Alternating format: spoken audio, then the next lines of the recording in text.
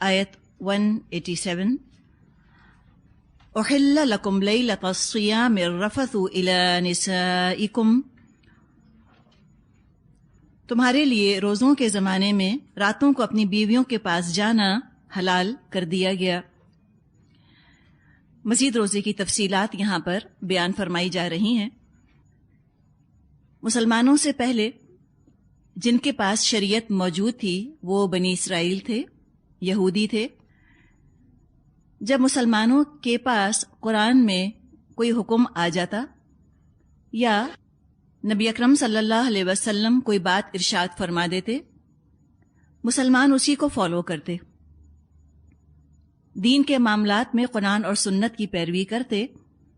لیکن اگر کسی معاملے میں قرآن میں کوئی ہدایات نازل ہوئی ہوتی یا نبی اکرم صلی اللہ علیہ وسلم نے کوئی ہدایت نہ دی ہوتی تو پھر وہ اہل کتاب کی شریعت سے رہنمائی حاصل کیا کرتے تھے، اس لیے کہ قرآن نے تورات کو بڑا اعلیٰ مقام دیا ہے۔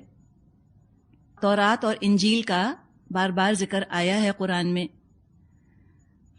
جیوز اہل شریعت تھے، ان کے پاس شریعت موجود تھی، ان کے ہاں بھی نماز کا، روزے کا، زکوٰۃ کا، ان تمام چیزوں کا نظام تھا، عبادات ان کے ہاں بھی موجود تھیں۔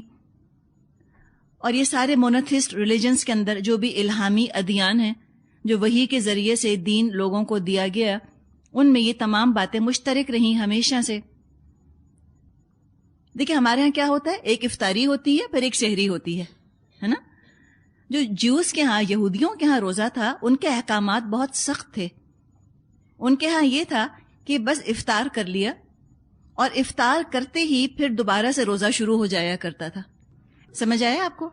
ہمارے ہاں تو بریک آتی ہے نا، اتنے گھنٹے کا روزہ رکھتے ہیں، اتنے گھنٹے پھر روزے کی کیفیت، روزے کی حالت نہیں ہوتی، یعنی افطار سے لے کر اور سحری کے وقت تک ہم روزے کی حالت میں نہیں ہوتے۔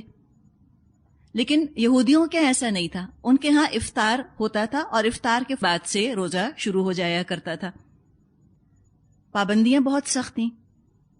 اب مسلمان سمجھے جب رمضان کے احکامات آئے، مسلمان سمجھے کہ ہمارے لیے بھی ایسا ہی ہوگا کہ افطار کرنے کے بعد وہی روزے والی پابندیاں ہمیں اپنے اوپر نافذ کر لینی ہوں گی۔ اس کے متعلق صحیح بخاری میں حدیث موجود ہے، برا بن عازب رضی اللہ عنہ سے روایت ہے۔ وہ فرماتے ہیں کہ جب شروع میں رمضان کے روزے فرض کیے گئے تو افطار کے بعد کھانے پینے اور بیویوں سے جسمانی تعلق قائم کرنے کی صرف اس وقت تک اجازت تھی جب تک کہ سو نہ جائیں، یعنی کہ افطار کی تھوڑی دیر بعد تک۔ سونے کے بعد یہ سب کچھ حرام ہو جاتا تھا۔ ایک انصاری صحابی دن بھر مزدوری کرنے کے بعد گھر پہنچے۔ افطار کے وقت تو گھر میں کھانے کو کچھ نہ تھا، بیوی کچھ انتظام کر کے گھر لائیں تو تھکن کی وجہ سے ان کی آنکھ لگ گئی۔ جب سو کر اٹھے تو اب کھانے کی اجازت نہیں تھی، اگلا روزہ انہوں نے اسی طرح سے پھر شروع کر دیا۔ یعنی بہت مشقت اور بہت مشکل اٹھانی پڑ رہی تھی مسلمانوں کو۔ اسی طرح بعض واقعات آتے ہیں کہ کچھ صحابہ تھے، وہ نیند کے بعد جب اٹھے تو انہوں نے اپنی بیویوں سے ازواجی تعلق قائم کیا، اپنا کانجوگل ریلیشن شپ انہوں نے اسٹیبلش کر لیا، لیکن اس میں وہ پریشان ہوتے رہے کہ ہم نے ٹھیک کیا یا ہم نے ٹھیک نہ کیا۔ تو پھر یہ آیات نازل ہوئیں اور ان آیات کے آنے کے بعد احکامات واضح ہو گئے، کلیئر ہو گئے۔ نبی اکرم صلی اللہ علیہ وسلم نے فرمایا، اور یہ بخاری اور مسلم میں حدیث موجود ہے کہ تسحروا، تم سحری کیا کرو، فإن فی السحور برکۃ، کیونکہ سحری کھانے میں برکت ہے۔ تو سحری کھانا سنت ہے، اہتمام کرنا چاہیے۔ اور اس طرح مسلمانوں کا روزہ یہودیوں کے روزے سے مختلف ہو گیا۔ بیویوں کے ساتھ بھی ازواجی تعلق قائم کرنے پر افطار کے بعد سے اور سحری تک کوئی پابندی نہیں، تعلق قائم کیا جا سکتا ہے۔ جہاں تک سحری کا معاملہ ہے، اس میں بھی نہ بہت زیادہ ریلیکسیشن لینی چاہیے۔ سحری کا بہترین طریقہ وقت دیکھنے کا وہ ہے جو اخبار میں آتا ہے، صبح صادق کا وقت۔ ہم بعض دفعہ اذان سے سحری ختم ہونے کا وقت لیتے ہیں، تو اذان سے وقت متعین کرنا یہ درست طریقہ نہیں ہے. بعض دفعہ بعض مسجدوں میں سحری کے وقت کے 10-10 منٹ بعد تک اذانیں ہوتی رہتی ہیں، 15-15 منٹ بعد تک اذانیں ہوتی رہتی ہیں. تو وہ طریقہ نہیں ہوتا. یہ ہر جگہ آپ کو مسجدوں میں سے یا کسی بھی دارالعلوم وغیرہ سے آپ جائیں تو آپ کو کارڈ مل جائے گا جس میں کہ صبح صادق کا وقت لکھا ہوا ہوتا ہے. اس سے چلیے 1 یا 2 منٹ آگے پیچھے یہ کیا جا سکتا ہے، لیکن اس میں بہت زیادہ ریلیکسیشن لینا، 5 منٹ 10 منٹ بعد تک کھاتے چلے جانا، یہ چیز درست نہیں ہے. اور بہت زیادہ سختی بھی نہیں کرنی چاہیے کہ وقت ابھی ہوا نہیں اور 15 منٹ پہلے ہی سے سحری کھانا بند کر دیا. اس میں کیا ہوگا؟ بلا وجہ روزہ طویل ہو جائے گا. 15 منٹ زیادہ اپنے اوپر مشقت اٹھائی جس کی ضرورت نہیں تھی. تو معتدل رویہ اس میں اختیار کر لینا یہ بہتر ہے، نہ بہت ریلیکسیشن لیں اور نہ بہت زیادہ سختی کریں. فرمایا ہن لباس لکم وانتم لباس لہن، تمہاری بیویاں تمہارے لیے لباس کی مانند ہیں اور تم ان کے لیے لباس کے مانند ہو. علم اللہ انکم کنتم تختانون انفسکم، اللہ کو معلوم ہو گیا کہ تم لوگ چپکے چپکے اپنے آپ سے خیانت کر رہے تھے. فتاب علیکم، تو وہ تم پر مہربان ہوا. وعفا عنکم، مگر اس نے تمہارا قصور معاف کر دیا. فالآن باشروہن، لہذا اب تم اپنی بیویوں کے ساتھ شباشی کرو. وابتغوا ما کتب اللہ لکم، اور تلاش کرو وہ چیز جو اللہ نے تمہارے لیے ان کے پاس رکھ دی. وہ کیا چیز ہے جو اللہ نے بیویوں کے پاس رکھ دی؟ سکون. قرآن میں آتا ہے لتسکنوا الیہا، تاکہ تم اپنی بیویوں کے پاس سکون حاصل کرو. اللہ تعالیٰ نے اس تعلق میں بہت سی برکتیں رکھی ہیں. ازواجی تعلق میں ٹینشن ریلیز ہوتا ہے، سکون کا سا احساس ہوتا ہے. تو سکون بھی یہاں مقصد ہو سکتا ہے، اور اولاد بھی مقصد ہو سکتی ہے کہ اللہ نے اولاد تمہاری بیویوں کے ذریعے سے تمہاری قسمت میں رکھی ہے، تو اولاد کی بھی تم جستجو کرو، وہ بھی ہو سکتا ہے. تو آپ دیکھیں اس میں کیا پتا چلا کہ جہاں پہ اللہ تعالیٰ نے پابندی لگائی، وہاں جب اپنی نفس کی خواہش کو انسان پورا کرتا ہے تو وہ چیز بھی اللہ تعالیٰ کو بہت پسند ہے، اس میں بھی اجر رکھ دیا. اصل چیز اللہ کا حکم ہے. اللہ نے حکم دیا فلاں خواہش سے رک جاؤ، اب رک جانے میں اجر ہے، اس کام میں کچھ نہیں رکھا. اور اللہ نے جب اجازت دی کہ تم یہ کام کر لو، اب رک جانا بے فائدہ ہے، اب بلا وجہ اس کام کو نہ کرنا، اس میں کوئی اجر نہیں. تو کوئی کام آپ دیکھیے اپنی ذات سے کچھ حیثیت نہیں رکھتا، ساری بات اللہ کی مرضی ہے. اور جہاں خواہشات کو روک کر اللہ ہمارا امتحان لیتا ہے، خواہشات پوری نہ کر کے ہمیں اجر ملتا ہے، وہاں خواہشات پوری کرنے پر بھی اجر ہے. نبی اکرم صلی اللہ علیہ وسلم نے اپنے صحابہ سے ارشاد فرمایا کہ تم جو اپنی بیویوں کے پاس جاتے ہو اور اپنی خواہش پوری کرتے ہو، اس پر بھی اللہ کی طرف سے تمہارے لیے اجر ہے. صحابہ بہت حیران ہوئے. انہوں نے عرض کیا کہ ہم تو اپنی خواہش پوری کرنے جاتے ہیں. تو آپ نے فرمایا کہ اگر تم اپنی خواہش حرام راستے سے پوری کرتے تمہیں گناہ ملتا، تو اگر تم اپنی خواہش حلال راستے سے پوری کرتے ہو تو اللہ تم کو اس پر بھی اجر دے گا. شوہر بیوی کا تعلق یہ بھی باعث اجر ہے. وَكُلُوا، اور تم کھاؤ، وَاشْرَبُوا، اور تم پیو، حَتَّى يَتَبَيَّنَ لَكُمُ الْخَيْطُ الْأَبْيَضُ مِنَ الْخَيْطِ الْأَسْوَدِ مِنَ الْفَجْرِ، یہاں تک کہ تم کو سیاہی شب کی دھاری سے سفیدی صبح کی دھاری نمایاں نظر آ جائے. اب یہ خیط الابیض اور خیط الاسود، کالا دھاگا سفید دھاگا، کس کا؟ من الفجر، فجر کی بات کی جا رہی ہے، بریک آف ڈاؤن کی بات کی جا رہی ہے. اب آپ دیکھیے کہ یہاں پر یہ بات فرما دی کہ جب تک سحری کا وقت ہے تم کھا سکتے ہو، پی سکتے ہو اور بیویوں سے تم تعلق قائم کر سکتے ہو. لیکن کیا یہ لکھا ہے یہاں پر کہ جب تم روزے کی حالت میں ہو تب نہیں کر سکتے؟ یہ نہیں لکھا ہوا. آپ دیکھ لیں، الفاظ پڑھ لیں. جو کہتے ہیں کہ ہم قرآن کو صرف قرآن سے سمجھیں گے، تو کوئی بتائے اس آیت میں یہ کہاں لکھا ہے کہ تم جب روزے کی حالت میں آ جاؤ تو تم نہ کھا سکتے ہو، نہ پی سکتے ہو، نہ بیوی سے تعلق قائم کر سکتے ہو؟ اس آیت میں یہاں تو نہیں لکھا. آگے بھی جو ذکر ہے وہ اعتکاف کا ذکر ہے، اور خاص طور پہ اگر بیویوں سے ازواجی تعلق کی ہم بات کریں، اس آیت میں تو لکھا ہے کہ جب تک سفید دھاری اور سیاہ دھاری جدا نہیں ہو جاتی جب تک کر سکتے ہو. حدیث نے اس بات کی وضاحت کر دی. آگے فرمایا جو یہاں پر ذکر کیا گیا کہ تم روزہ اپنا پورا کرو، یعنی کہ روزے میں ان چیزوں سے انسان کو بچنے کے لیے کہا گیا، پرہیز کرنے کو کہا گیا. جیسے آگے بھی ہم پڑھیں گے کہ یہ اللہ کی حدیں ہیں، اللہ کی حدوں کے قریب نہ جاؤ. تو اللہ کی حدیں پھر کیا ہوئیں؟ جو کھانے پینے اور شوہر بیوی کے تعلق کے بارے میں ہیں. جیسے سحری کی ہم نے بات کی کہ نہ بہت ریلیکسیشن لینا چاہیے اس میں، نہ بہت سختی. اسی طرح شوہر بیوی بھی روزے کی حالت میں محتاط رہیں. ابو داؤد میں ابو ہریرہ رضی اللہ عنہ سے روایت ہے کہ ایک بوڑھے شخص نے نبی اکرم صلی اللہ علیہ وسلم سے آ کر کچھ بات کہی اور آپ نے اس کو اجازت دی کہ وہ اپنی بیوی کے قریب ہو جائے. قریب سے مراد جیسے امبریس کرنا جس کو ہم کہتے ہیں.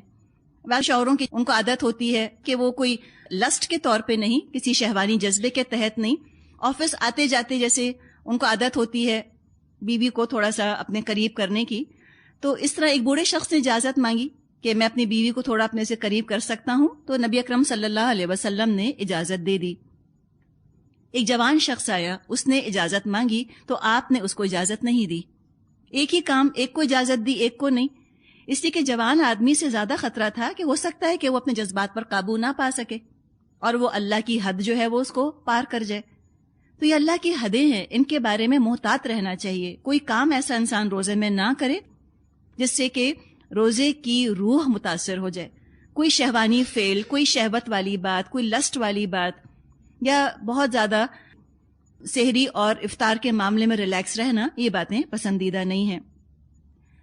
یہ ساری باتیں فرما کے آگے بیان فرمایا ثم اتم الصیام الی اللیل، پھر اپنا روزہ پورا کرو رات تک.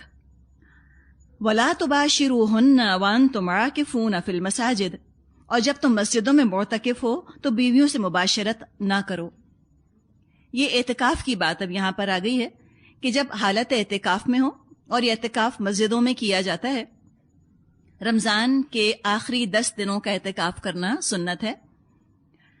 نبی اکرم صلی اللہ علیہ وسلم نے رمضان کے روزے فرض ہونے کے بعد ہر سال 10 دن کا اعتکاف فرمایا. وفات کے سال آپ نے 20 دن کا اعتکاف فرمایا، اور اس کی وجہ یہ بیان کی جاتی ہے کہ اسے 1 سال پہلے آپ نے اعتکاف نہیں فرمایا تھا. تو جس سال آپ کا انتقال ہوا اس سال آپ نے 20 دن کا اعتکاف فرمایا. یہ بخاری میں روایت موجود ہے.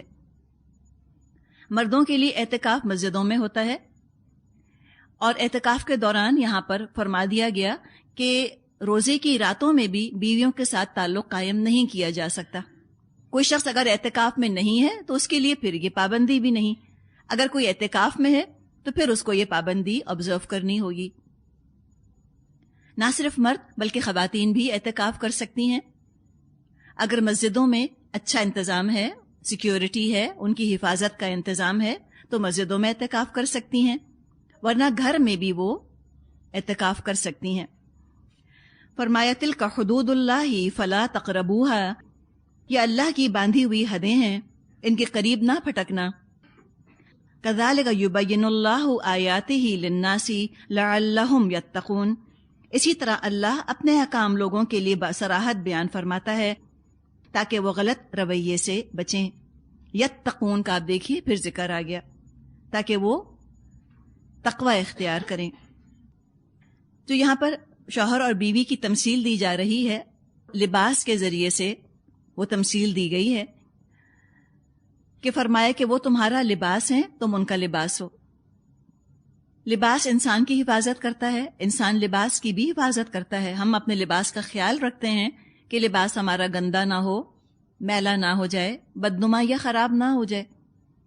بالکل اسی طرح شوہر اور بیوی ایک دوسرے کی حفاظت کرنے والے ہوتے ہیں. لباس حفاظت کرتا ہے، لہذا ایک دوسرے کے دین ایمان کے محافظ بنو. نہ صرف دین ایمان کی حفاظت کرو ایک دوسرے کی عزت کی بھی حفاظت کرو. لباس ضرورت ہے، اسی طرح شوہر بیوی ایک دوسرے کی ضرورت ہے. نہ صرف لباس ہماری ضرورت ہے بلکہ ہمیں تسکین پہنچانے کا بھی ذریعہ ہے. تو شوہر بیوی ایک دوسرے کی تسکین کا باعث بنتے ہیں. جسم کی بھی حفاظت کرنی ہے، ایک دوسرے کی عزت کی بھی حفاظت کرنی ہے. ایک دوسرے کے ذہنی سکون کی بھی حفاظت کرنی ہے. ہر طرح سے حفاظت کرو، محافظ بنو. ایک دوسرے کو تکلیف مت دو، ایک دوسرے کے لیے اذیت کا سبب مت بنو، بلکہ ذہنی سکون، ذہنی آرام بھی پہنچاؤ. اور زینت بھی بخشتا ہے لباس، زینت کا بھی سبب ہوتا ہے. تو ایک دوسرے کی زینت کا سبب بنے شوہر اور بیوی. مینٹل گروتھ میں ایک دوسرے کے مددگار ہوں، شخصیت کو نکھارنے میں مدد دیں. کوئی صلاحیت کسی کے اندر ہے تو شوہر مدد کرے اپنی بیوی کی کہ بیوی کی صلاحیت نکھرے، یا شوہر میں کوئی صلاحیت ہے تو بیوی مدد کرے اپنے شوہر کی کہ شوہر کی صلاحیتیں ابھریں اور نکھریں. بعض لوگوں کو آپ دیکھیں کہ شادی سے پہلے بہت انڈر کانفیڈنٹ ہوتے ہیں، اعتماد کی کمی ہوتی ہے، بہت بجھے ہوئے، بہت دبے ہوئے ہوتے ہیں. اگر شوہر یا بیوی اچھا مل گیا تو شخصیت میں بڑی تبدیلی آ جاتی ہے، بڑا اعتماد آ جاتا ہے، نکھر جاتے ہیں، کھل جاتے ہیں، لگتا ہے بہت بہتری آ گئی ہے ان میں. اور اگر اللہ نہ کرے ایسا معاملہ نہیں تو بعض دفعہ لوگ شادی سے پہلے بڑے کانفیڈنٹ ہوتے ہیں، بڑی صلاحیتیں ہوتی ہیں، بڑے ٹیلنٹس ہوتے ہیں ان کے اندر. شادی کے بعد شوہر یا بیوی ایسا ملتا ہے جو ان کا تمام اعتماد ختم کر کے رکھ دیتا ہے. بالکل بجھ جاتے ہیں، ختم ہو جاتے ہیں، کم اعتمادی کا شکار ہو جاتے ہیں، انڈر کانفیڈنٹ ہو جاتے ہیں اور بہت سے نفسیاتی مسائل کا شکار ہو جاتے ہیں.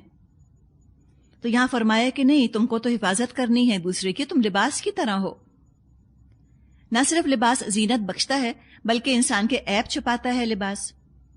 اور شوہر بیوی سے بڑھ کر ایک دوسرے کو کوئی جان نہیں سکتا. یہ تو بہت بری بات ہے کہ شوہر یا بیوی ایک دوسرے کے عیب دوسروں کے سامنے بیان کریں. عام طور پہ مردوں میں یہ رجحان کم پایا جاتا ہے.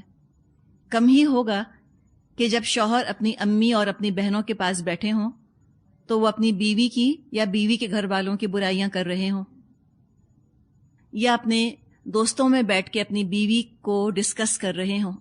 عام طور پہ مردوں میں یہ بات نہیں ہوتی، الا ماشاء اللہ ہوں گے کچھ جو ایسا کرتے ہوں گے، اور انتہائی گھٹیا بات سمجھی جاتی ہے. لیکن عورتیں اس کو اپنا حق سمجھتی ہیں کہ جب ہم اپنی امی کے پاس جائیں گے، ہم اپنی بہنوں میں بیٹھی ہوں گی تو ہم تو ضرور شوہر کی برائیاں کریں گی. اور دیکھیے، شوہر اور اس کا خاندان یہ دو جدا چیزیں ہو نہیں سکتی. یہ ہو نہیں سکتا کہ ہم شوہر کی عزت کریں اور اس گھر والوں کی نہ کریں. ہم شوہر کی برائیاں نہ کریں لیکن شوہر کے گھر والوں کی خوب برائیاں کریں. یہ ہو نہیں سکتا. شوہر کی عزت کے اندر یہ بات شامل ہے کہ شوہر کے گھر والوں کی بھی عزت کی جائے.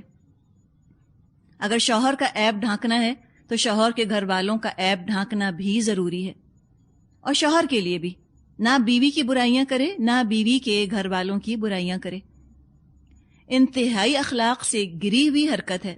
کسی مومن ایجوکیٹڈ عورت کو یہ بات زیب نہیں دیتی کہ وہ اپنے شوہر کی برائیاں اپنی فرینڈز کے سامنے کرے یا اپنے گھر والوں کے سامنے کرے، انلیس کہ خدا نہ خواستہ کوئی سیویئر مسئلہ ہو. آپ کسی سے پوچھنا چاہ رہی ہیں، آپ کوئی سنسیئر ایڈوائس لینا چاہ رہی ہیں، وہ تو انسان پھر کبھی نہ کبھی کسی سے بات کر لے، لیکن وہ جنرل نہیں ہونا چاہیے کہ جو نظر آیا، جو سامنے ملا، اس کے سامنے یہ باتیں شروع کر دیں. اسی کہ یہ حل نہیں ہوتا. بات صرف اس سے کرے جو آپ کو حل بتا سکے. ہر ایک سے ڈسکس کرنے کی ضرورت نہیں. لباس اور انسان ساتھ ساتھ ہوتے ہیں، ساتھ ساتھ رہتے ہیں. اور جہاں زینت کی بات ہے، اس پر واقعہ آتا ہے عبداللہ بن عباس رضی اللہ عنہما کا. وہ فرماتے تھے کہ میں پسند کرتا ہوں کہ اپنی بیوی کو خوش کرنے کے لیے میں بھی زینت کروں جس طرح وہ مجھے خوش کرنے کے لیے بناؤ سنگھار کرتی ہے.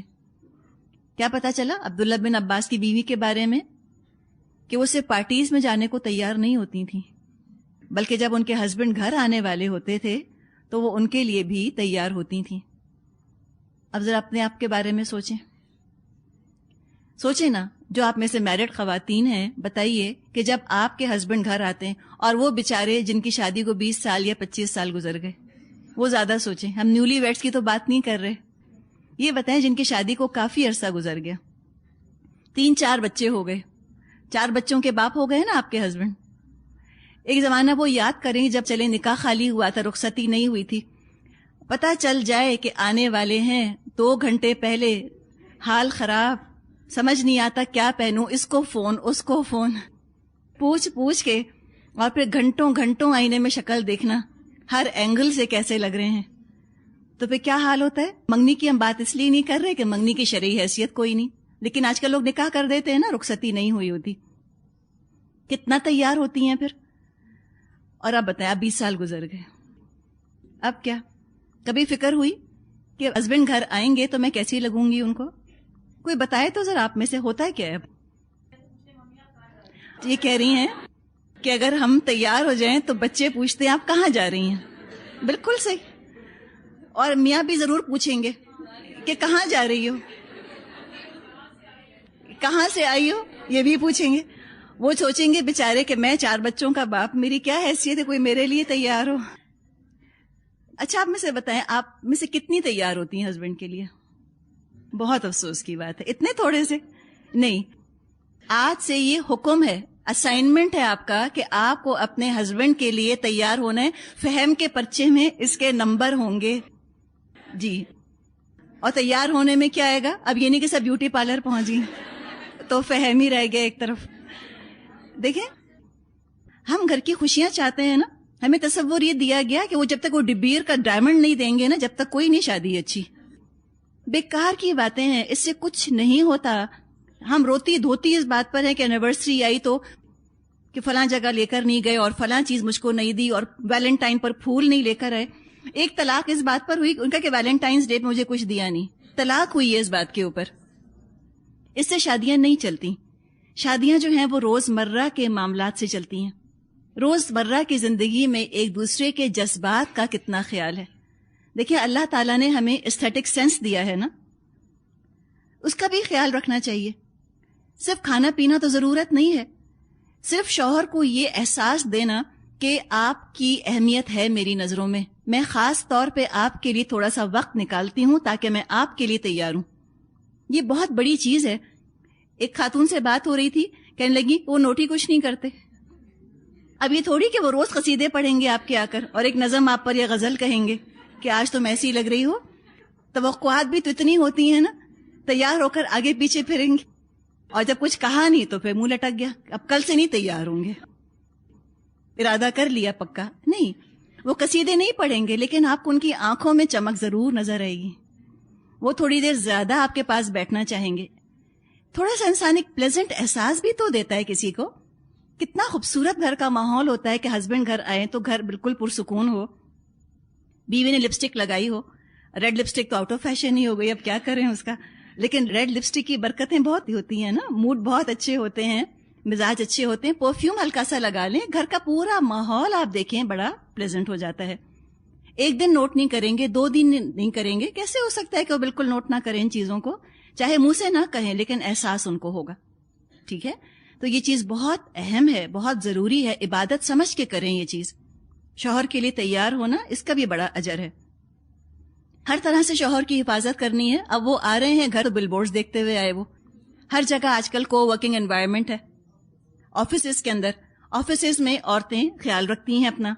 ٹھیک ہے، اچھا لباس پہنتی ہیں، اچھا میک اپ، اچھے بال بنا کر آتی ہیں.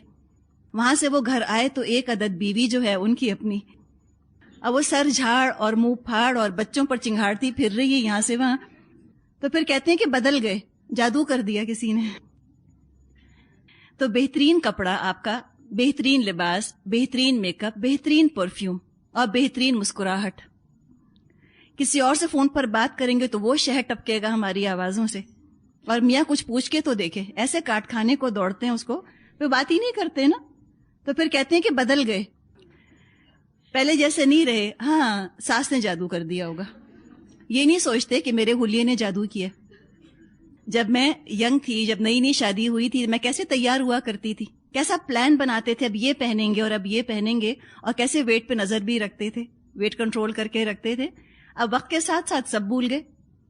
آج بھی اگر ہم واقعی خیال کریں، اپنے شوہروں کو اہمیت دیں، ان کے جذبات کا خیال رکھیں، تو ہو نہیں سکتا کہ وہ بدلیں.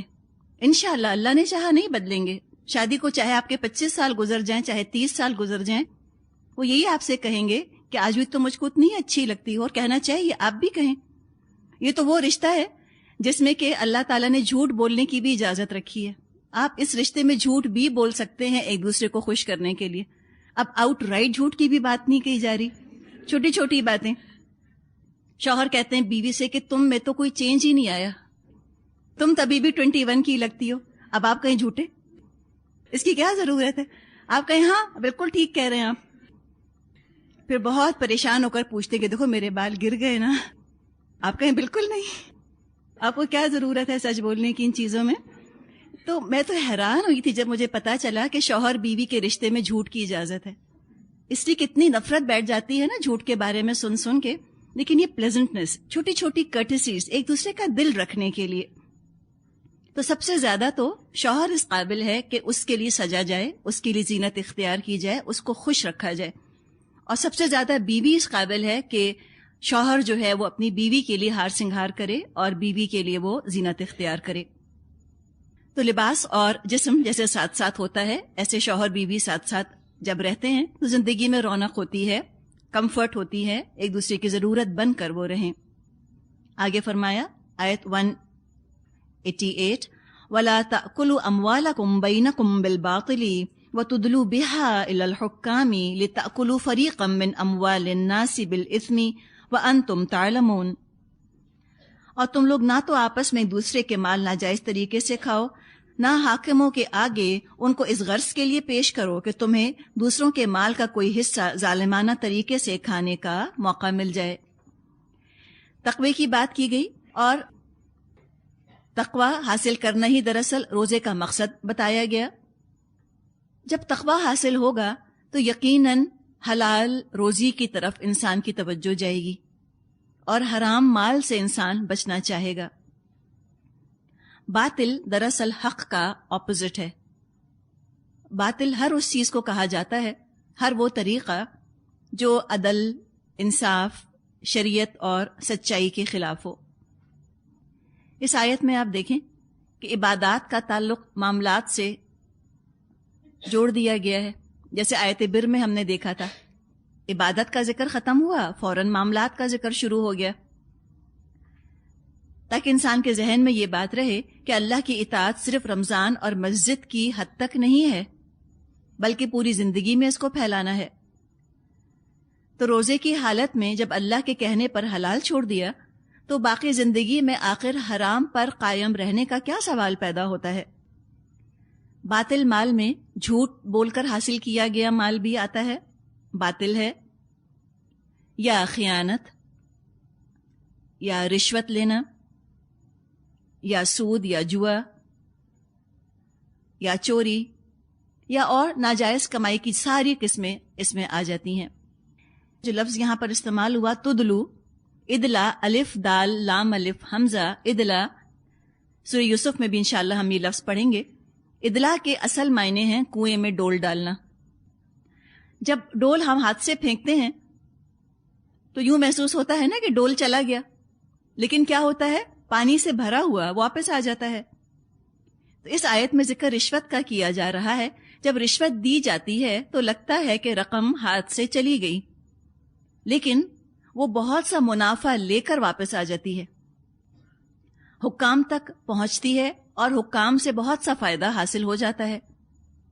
جس معاشرے میں رشوت عام ہو جائے، برائبری عام ہو جائے، وہاں انسانی حقوق بکنے لگ جاتے ہیں، قانون ایک کموڈٹی بن جاتا ہے. جس نے رشوت دی قانون خرید لیا. تو اس چیز سے منع کیا گیا. حکام کا ذکر کیا گیا، الی الحکام. حکام سے مراد حکومت کے ذمہ دار لوگ ہیں جو ایڈمنسٹریشن میں ہوں.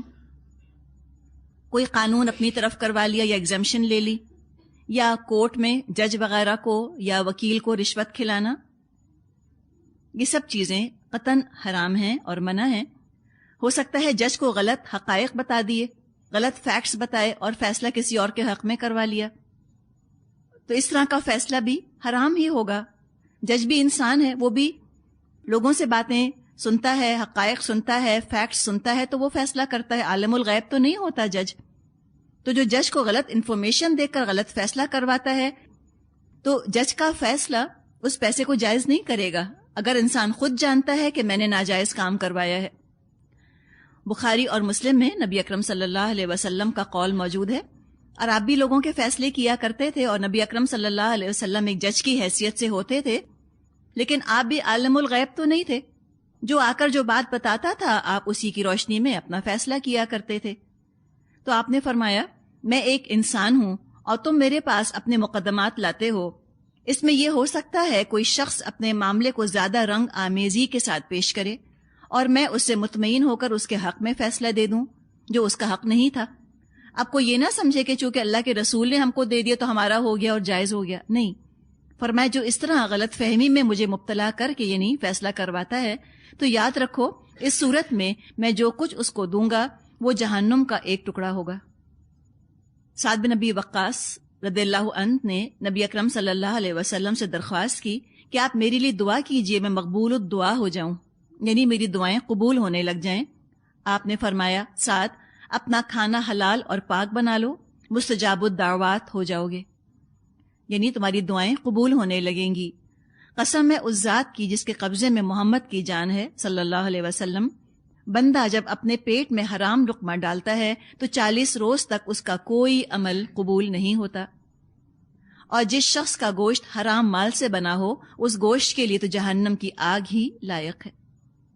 والآخر دعوانا ان الحمد للہ رب العالمین۔ سبحانک اللہم و بحمدک نشہد ان لا الہ الا انت نستغفرک و نتوب الیک۔ السلام علیکم ورحمۃ اللہ وبرکاتہ۔